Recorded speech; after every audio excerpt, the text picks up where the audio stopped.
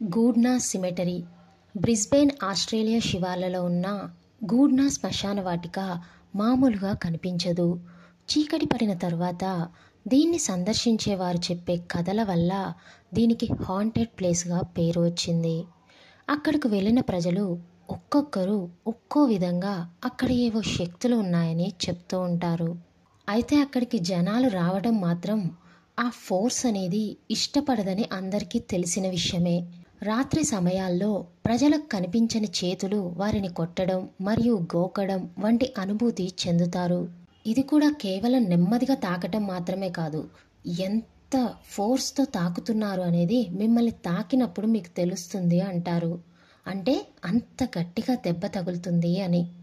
ప్రత్యేకించి ఒక కథనం ప్రకారం ఒక స్థానిక వ్యక్తి తన కారులో రాత్రిపూట శ్మశాన వాటిక నుండి పారిపోవడానికి ప్రయత్నించాడు. కానీ కారు స్టార్ట్ కాలేదు. బయట వింత శబ్దాలను పట్టించుకోకుండా తన కారులోనే దాక్కుని ఆ రాత్రి గడిపాడు.